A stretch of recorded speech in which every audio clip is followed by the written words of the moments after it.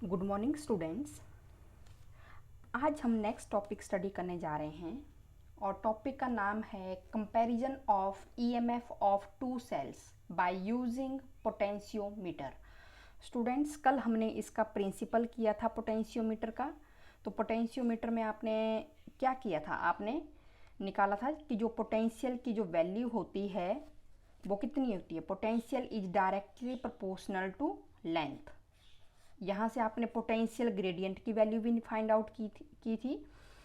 तो ये कल आपने टॉपिक स्टडी कर लिया है।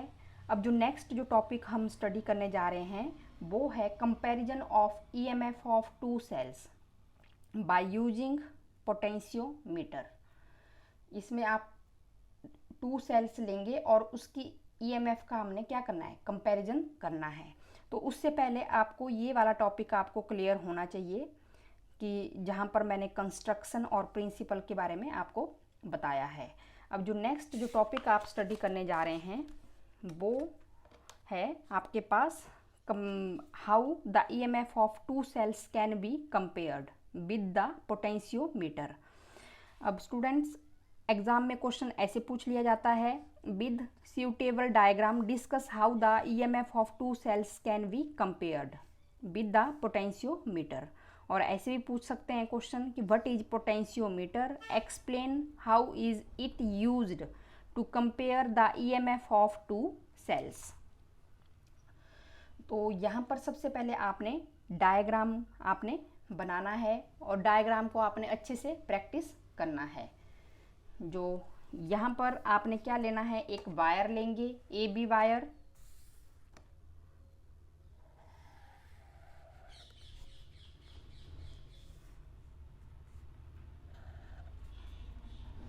ए बी वायर कैसी वायर होगी ये, जिसका यूनिफॉर्म क्रॉस सेक्शनल एरिया होगा।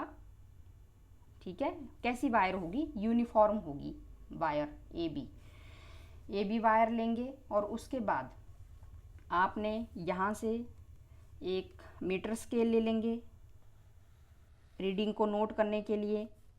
ये आपके पास मीटर स्केल रहेगा।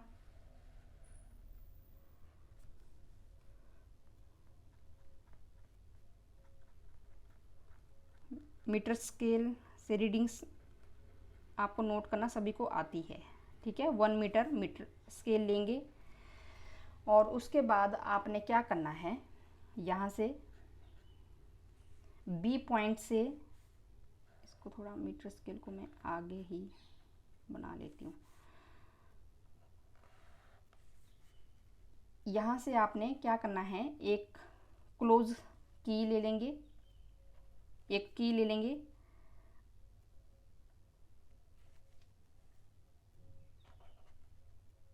यहाँ पर ये एक आप की बना लोगे और उसके आगे यहाँ पर आपने एक रियोस्टेट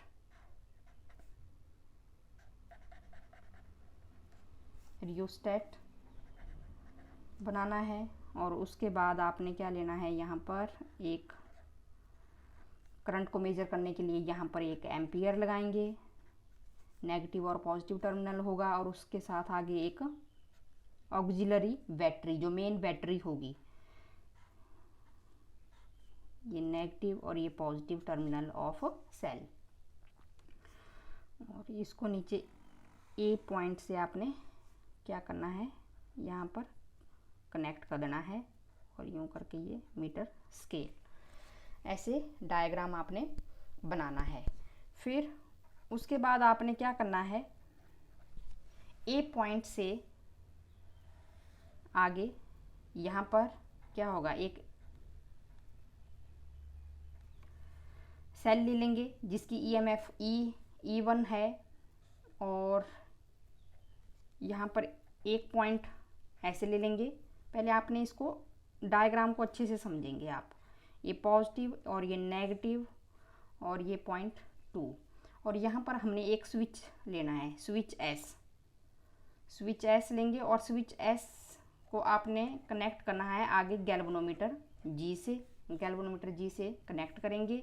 और जो गैल्वेनोमीटर है उसके हेल्प से आपने एक जॉकी को लेना है, जॉकी को मूव करेंगे, गैल्वेनोमीटर से उसको कनेक्ट करेंगे। ये देखो डायग्राम आप अच्छे से देखेंगे। सबसे पहले एक वायर ले ली है आपने ए बी 1 मीटर लॉन्ग, और जो वायर है वो कैसी होगी, यूनिफॉर्म होगी। जो बी पॉइंट है वायर का उसको आपने कनेक्ट किया है एक की के साथ। अभी फ़िलहाल जो की है वो ओपन है, और इसको आगे आपने कनेक्शन किया है किसके साथ, रियोस्टेट के साथ। और ये आपके पास एम्पियर है, जिससे आप क्या करोगे, करंट की वैल्यू को कैलकुलेट करोगे। और ये एक ऑक्सिलरी बैटरी, जो मेन बैटरी आप यूज़ कर रहे हो, ये है दूसरा एंड आपका वायर का, उसके साथ आप कनेक्ट करेंगे। और ये ए पॉइंट है, ए पॉइंट से आपने एक सेल कनेक्ट करना है जिसकी ईएमएफ ऑफ सेल ये E1 है, और दूसरा cell EMF of cell E2, ऐसे कनेक्ट करेंगे। एक स्विच लेंगे जिसको आपने कनेक्ट करना है गैल्वेनोमीटर के साथ, और गैल्वेनोमीटर को किसके साथ कनेक्ट करना है, आगे एक जॉकी वाली वायर लेंगे, क्योंकि उसको आपने क्या करना है, मूव करना है इस वायर के ऊपर। अब कैसे करना है आपने comparison of two EMF of cell E1 और E2। अब देखो स्टेप 1 में हमने क्या करना है, स्टेप 1 में आपने जैसे ही आपने यहाँ से की को क्लोज करना है, उसके बाद आपने ये स्विच है, एस क्या है, स्विच है, इसको आपने यहाँ पर क्लोज करना है, S1 ऐसे इसको क्लोज कर देंगे। तो उसकी वजह से जो आपका सेल होगा ईएमएफ ऑफ सेल E1, ये आपका सर्किट में आ जाएगा जब आप स्विच को इस 1 पॉइंट से कनेक्ट करेंगे, क्योंकि 1 पॉइंट किसके साथ कनेक्ट है, आगे सेल के साथ कनेक्ट है। आपने की को क्लोज करना है, की को क्लोज करने के बाद इस स्विच 1 को आपने क्या करना है, स्विच के साथ कनेक्ट करना है। स्टेप 1 में आपने क्या करना है, इस स्विच को आपने क्या करना है, क्लोज करना है जो फर्स्ट पॉइंट है। उसकी वजह से जो E1 है सेल का, वो किस में आ जाएगा, सर्किट में आ जाएगा। और उसके बाद आपने क्या करना है, जो कि J को आपने मूव करना है यहाँ पर वायर के ऊपर, ठीक है। डिफरेंट पॉइंट्स पर आप क्या करोगे, ऐसे ऐसे आपने इसको पूरे ऐसे स्लाइड करना है वायर के ऊपर। तो आपने देखना है कि एक पॉइंट वायर में ऐसा भी आएगा कि जहाँ पर जैसे मान लो वो पॉइंट आपका J ही है, कि वहाँ पर क्या हो रहा है, गैल्वेनोमीटर कोई डिफ्लेक्शन शो नहीं कर रहा है, कोई भी डिफ्लेक्शन शो नहीं कर रहा है। नल डिफ्लेक्शन शो करेगा जब आपने जॉकी को मूव करना है वायर के ऊपर। तो इसका मतलब ये हुआ कि कोई भी करंट फ्लो नहीं कर रहा है उस पॉइंट पर, ठीक है। नल डिफ्लेक्शन वही मतलब हुआ कि कोई करंट फ्लो नहीं कर रहा है गैल्वेनोमीटर से। तो ये इसके वजह से क्या होगा, जो पोटेंशियल होगा किसके बीच में, जो ए से लेकर जे तक, मान लो ये है वो लेंथ जहाँ पर गैल्वेनोमीटर कोई डिफ्लेक्शन शो नहीं कर रहा है, ये वाली वो लेंथ आ गई। इसको मैं नाम दे रही हूँ अभी L1 यहाँ पर जे पॉइंट पर जब आपने स्विच 1 को आपने क्लोज किया है, तो E1 आपका किस में आ गया है, सर्किट में आ गया है। तो इसका मतलब ये हुआ कि जो पोटेंशियल है, कोई करंट फ्लो नहीं करेगा गैल्वेनोमीटर में, कि जब आपका जो पोटेंशियल है E1 पर और इस पॉइंट पर ए से लेकर जे तक क्या आ जाएगा, सेम आ जाएगा। तो यहाँ पर आपने क्या लिखना है, जो पोटेंशियल की जो वैल्यू होगी E1 और potential between A to J point जब सेम आएगा तो कोई करंट फ्लो नहीं करेगा यहाँ से लेकर इस जे पॉइंट पर, गैल्वेनोमीटर कोई डिफ्लेक्शन शो नहीं करेगा। जब पोटेंशियल सेम होगा तो कोई करंट वैसे भी फ्लो नहीं करेगा। तो आपने बता देना है कि इस स्टेज पर क्या होगा, जो पोटेंशियल डिफरेंस होगा बिटवीन VAJ और E1 वो क्या हो जाएगा, इक्वल हो जाएगा। फिर उसके बाद हमें पता ही है according to the principle of potentiometer, अब कल आपने किया था, we know that according to principle of potentiometer,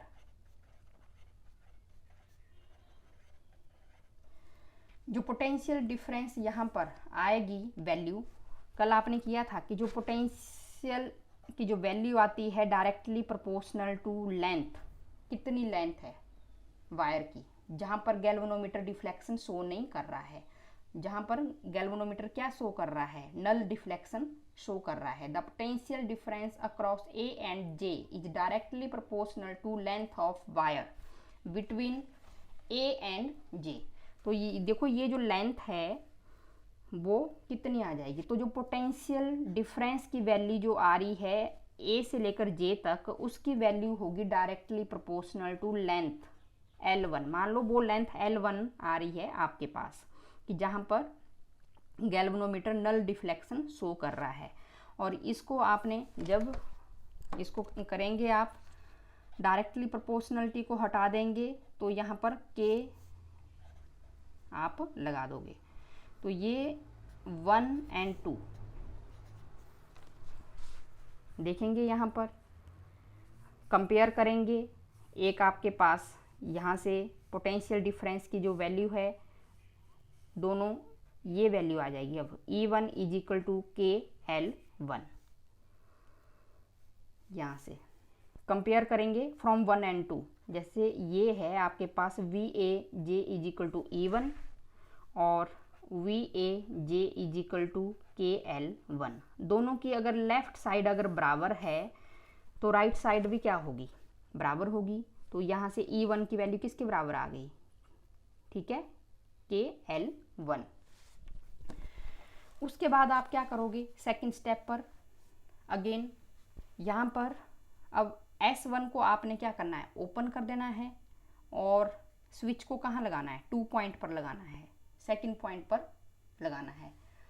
तो इसका मतलब ये है कि अब जो सेल E2 है वो सर्किट में आ गया है, E2 सर्किट में आ गया है। उसके बाद आपने क्या करना है, जॉकी को मूव करना है। अब गैल्वेनोमीटर आपका इस सेकंड सेल के साथ कनेक्ट हो गया है, क्योंकि स्विच को आपने यहाँ पर 2 पॉइंट पर कनेक्ट कर दिया है।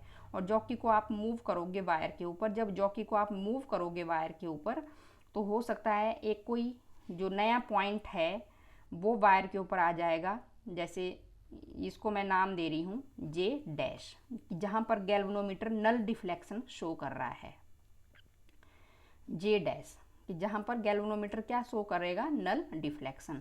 अब ये जो लेंथ आएगी हमारे पास, ये आ जाएगी हमारे पास L2 लेंथ। तो इसका मतलब क्या हुआ, इसका मतलब यही हुआ कि जैसे ही आपने J' पॉइंट निकाला है ना वायर के ऊपर, जॉकी को आपने मूव किया वायर के ऊपर डिफरेंट पॉइंट्स ऑफ वायर, और उसकी वजह से आपने देखा कि गैल्वेनोमीटर डिफ्लेक्शन नहीं शो कर रहा है किसी पॉइंट पर। तो वो जो पॉइंट आएगा, तो उसका मतलब ये है कि जो पोटेंशियल डिफरेंस की जो वैल्यू आएगी वहाँ पर, अब सर्किट में कौन सा सेल आ गया है, E2 आ गया है, क्योंकि आपने स्विच अब आपने सेकंड पॉइंट से आपने कनेक्ट किया है। तो जो सेल आपका सर्किट में आ गया है E2, इसकी वैल्यू किसके बराबर हो जाएगी, potential difference between A and J', क्योंकि जहाँ पर पोटेंशियल डिफरेंस सेम हो जाएगा किस किस के बीच में, A और J' के बीच में जो पोटेंशियल की वैल्यू है वो EMF ऑफ सेल के बराबर हो जाएगी। तो उस केस में क्या होगा, गैल्वेनोमीटर कोई करंट शो नहीं करेगा, सर्किट में से कोई करंट फ्लो नहीं करेगा, तो एक तरह से वो नल डिफ्लेक्शन शो करेगा। जब पोटेंशियल डिफरेंस सेम हो जाता है तो उस केस में करंट क्या हो जाता है, 0 हो जाता है। तो ये आपके पास वैल्यू आ जाएगी। तो अब हम अगेन ले लेंगे, मान लो ये जो according to principle of potentiometer, principle of potentiometer,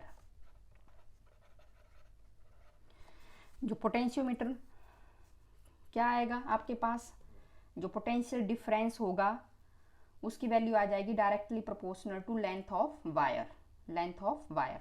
तो जो पोटेंशियल डिफरेंस हम ले रहे हैं A to J', वो पॉइंट आया है जहाँ पर गैल्वेनोमीटर नल डिफ्लेक्शन शो कर रहा है। अब जो लेंथ है उसकी वैल्यू किसके बराबर आ जाएगी, L2 लेंथ के बराबर आ गई।